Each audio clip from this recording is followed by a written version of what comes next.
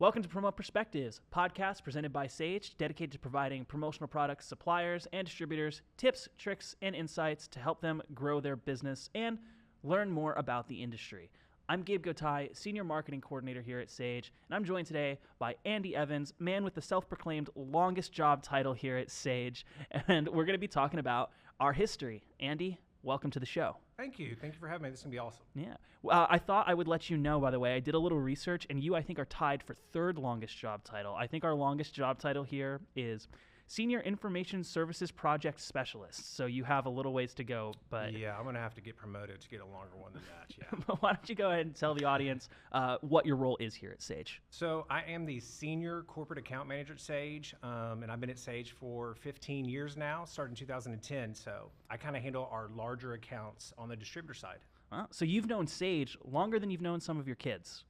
That is correct. This is like my family. I've known so many people and had so many relationships. This is truly like my family. Wow. Tell us a little bit about why you're so excited to talk about the history of Sage.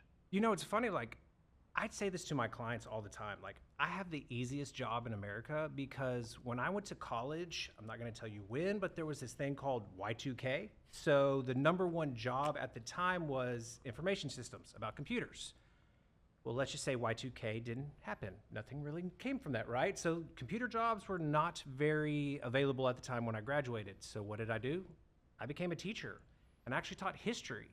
So when I got hired on at Sage, I then finally got to teach people about software, computers. So both of my backgrounds came together, and it's really made this so easy for me. And I just love talking about history because it shows you, where we started and how much growth and where we are now. And if you don't know like how something's made, it's just not as fun, just to use it, just say, oh, I can use this. But if you know how it's made, it just makes it so much more great, Well, and anybody who knows you already, which I'm sure is honestly a ton of the audience, and anybody who's just meeting you for the first time on this episode, they're going to tell right away why you were such a good teacher. Your storytelling capabilities there, excellent. Well, thank you. And the genesis of this episode was that Andy presented the history of Sage in an internal meeting. And for, I'm relatively new. I've been with the company about 2.5 years. It was really cool to get to learn about the whole history because the world was so different back when this all started. Right. So we're super excited to share this with you guys today. Kick us off. You already kind of mentioned, your technology and background was useful here. But what about your background with the promotional products industry in general when you came to Sage? I'll put it to you this way. My friends still think I sell koozies for a living. They don't understand. Like, I did not know this industry existed. I did not know anything about it. And truly from our standpoint, from the distributor side, that is the hardest part. It's not learning the services and everything that we have to offer our customers. It's the industry. I mean, you talk about variable charges and everything else due to imprint and all the different things that you need to learn. That's really the difficult part. And when I first started, the software and all the computers and everything, that was the easy part. It was the industry that really had to learn, and that was great. Once we got a hold of that and you learn the industry, our services make it so much easier to use. Yeah.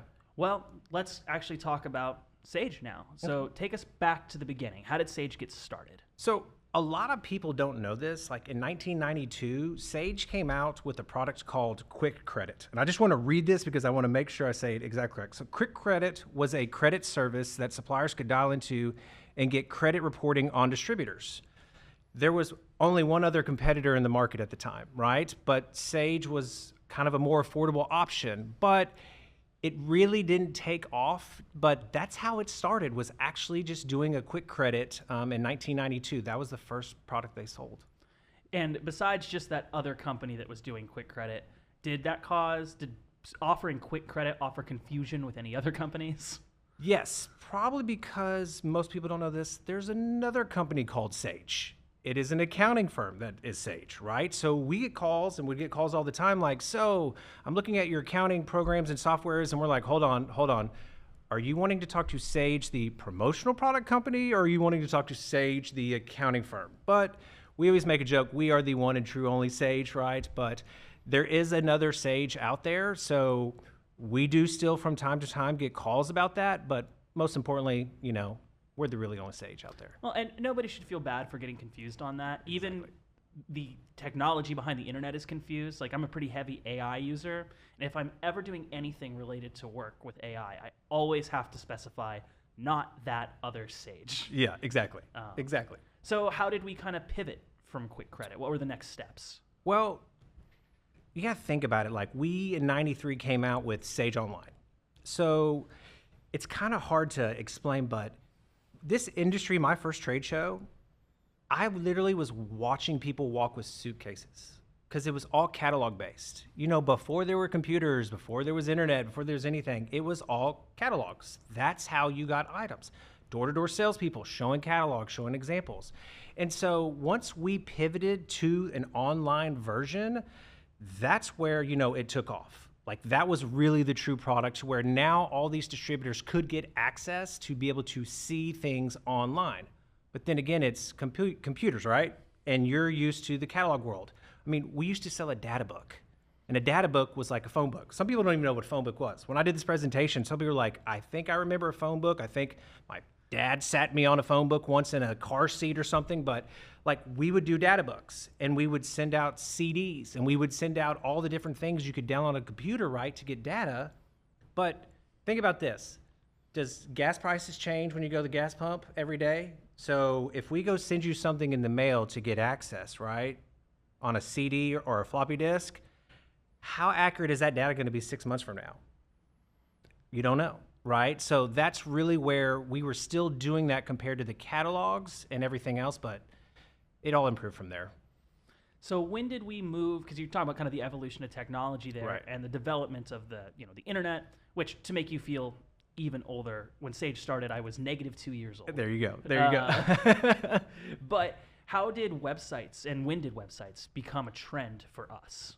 You know, for us, I mean, at the end of the 90s, early 2000s, kind of is when websites came into play. I mean, the internet was still in its infancy stage. I mean, dial-up, right? You go ask 10 distributors in, say, 1999, raise your hand if you have a website. 1 out of 10 maybe raise their hand, right? Because it's the internet. It's new. It's brand new. Suppliers have websites. We don't need websites. Now go ask a distributor, 10 today, how many of you have a website to promote your business? All 10 will probably raise their hand, right? They want to be able to do it. So not only are we trying to take this generation of catalogs and fax machines and all that type of stuff and get into say, look, the internet is changing the world. You need to be able to sell your own services. The first website we sold was kind of like a business card. It had their information on there, and then you could put links to go to other supplier websites, but then we started adding our own categories to where distributors then could go offer products. So that's really when it took off, and that's really when it revolutionized like how much and how a distributor could expand their business and get new clients that weren't just in their Rolodex, because now the internet, as we all know, is worldwide. And a Rolodex is, I'm just kidding. Exactly. No, exactly. I understand. If you had to pinpoint a moment when Sage really took off, what would that be? Very easy. 2011. That would be when Sage and PPAI joined forces. It was called the Power of Two, and it was huge. And I'll never forget the meeting we had about it, because you got to understand, PPAI, the governing body of this industry, chose Sage to be the exclusive technology partner for them, which was huge. Because when you look at the pyramid of this industry as a whole, right, you have the nonprofit PPAI, and then you have your technology partners below, and Sage was chosen. There were a lot of distributors out there that were PPAI members that were not Sage members. There were a lot of Sage members that may not necessarily be PPAI members. Well, when that happened, everybody got both memberships. And we kind of helped each other out in the aspect of what we didn't do, PPAI did, and what PPAI didn't do, we did. So it was like the perfect, connection. I will tell you that expo, the first year that news was released, is the craziest expo I have ever been to in my whole life, because you have so many new people saying, I'm a PPI member, I hear I get Sage, tell me about it, right? And then there's Sage people saying, hey, I get PPI benefits, tell me about it. So it was awesome. Like, that was the turning point. And ever since then, it's just been nothing but the sky's the limit. Well, it's clearly been successful, because that evolved into, now we have that same alliance with the Canadian side of the industry, with Right. PPPC. Exactly. Exactly. That's exploded, right? Like, once that jumped on board, then the Canadian side, PPC joined. So that's just been such a great thing with them too, because so many distributors, again, may be part of PPC and not know about Sage, or they may have Sage and we're not a member of PPC. So it all merges together, and it just makes our life so much easier, honestly, in our department, I can tell you. So when that happened, and we had this big explosion of all these new members because of that alliance, how did the Sage team go about training all those new members on how to use our tools and products and services? Like, what are we doing now? Like, think about it. What are we doing right now? We are having a meeting, right, with videos and everything. There was no Zooms. I mean, there was GoToMeeting back then, but it was still travel time. Like, we had, there's going to be distributors like, bring it back as soon as I say this. We had seminar series where we would fly to like over 50 different cities in a year. And we would set up in a little hotel room and set a projector and do a training in front of all of those distributors. We would then go drive to the next city, set up again, and have distributors there. But it was difficult for distributors too. Think about it, like Houston, Atlanta, these are huge cities, right? So if we go into, say, a suburb of northern Atlanta, do you know how those distributors had to drive in traffic that were on the south side to get all the way to where we were located? So even then it was difficult to be able to touch and educate all these different distributors that were just spread out. Trade shows. I mean, trade shows were the only way to get leads back then, right? You had all these people showing up, and I just remember thinking about it now. Look at it. We have all these apps, everything, phones. We had scanners, like plugged-in scanners. I mean, they looked like Star Trek lasers that had to find people with the badge code and everything else so that you could actually get their information and then get a printout after the fact. So that's the way we got out all of our teachings, and everything else was literally flying city to city to city. Because back then, that's like me trying to train you right now on your computer over the phone. Click that button. No. Where are you? No, above that. No, above that. Okay, tell me what's on your screen. Like that was so difficult at the time, but obviously technology has grown to make our life so much easier with our software. Sounds like trying to help my grandma set up her Facebook over the phone. Yes, exactly. I totally understand. Flying all around the city, but it wasn't just flying either, right? Like you said, you guys were hitting the road together. Oh yes, like certain times, like this was a bonding experience. Think about 3 people in a minivan packed with boxes of marketing material and everything, and driving, 300 miles in a day, and then the next day driving another 300 miles, Think about this. Some of them actually flew from city to city because the distances were so far, they couldn't drive. But putting your life in the hands of someone you don't really know driving in traffic in a random city in a minivan, bonding would be an understatement to just tell you how some of those trips went for sure.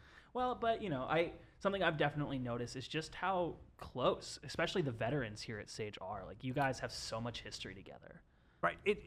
When you work with someone, I'm about to turn 45. I've literally worked at Sage over a third of my life, right? And so this is my family. Like, you're with these people all the time. My wife makes a joke. You spend more time with your work friends than you spend with me. It's kind of true sometimes when you go on these traveling trips. So that is honestly the best part about this, is that you can see, you just said I had the 3rd longest title or whatever else, but just looking at this company, there's people that have worked since the inception of this company still, which is just so great. This is maybe a harder question, but what would you say has been the biggest shift in the industry since you've been at Sage? That is a good question.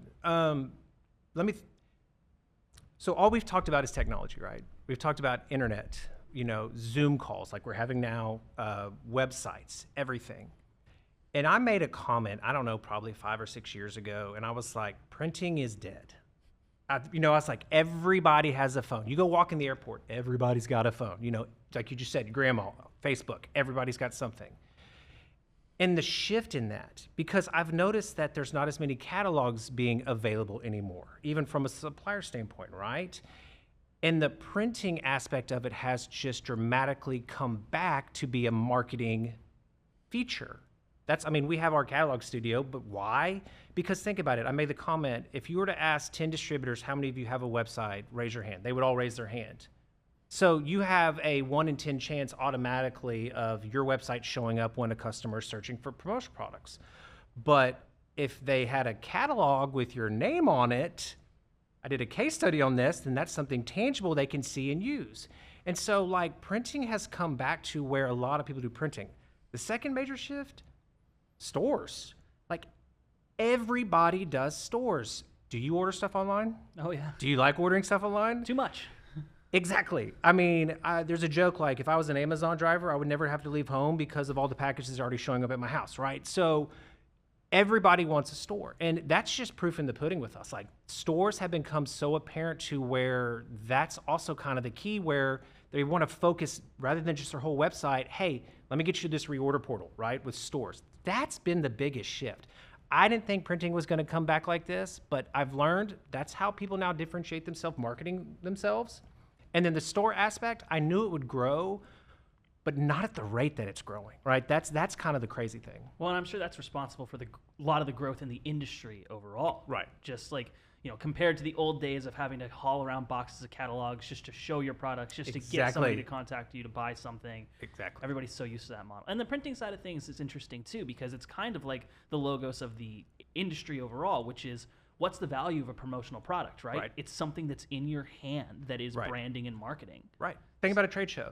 Does every supplier have something they can grab usually? Mm-hmm. Think about it. We have stuff you can grab in our booth. Every supplier in a trade show has some type of documentation or whatever that they can hand out because it's tangible, right? And it's something that they know, hey, you may go to my website, but when you get home, you're going to have this piece of paper sitting here that says you stopped.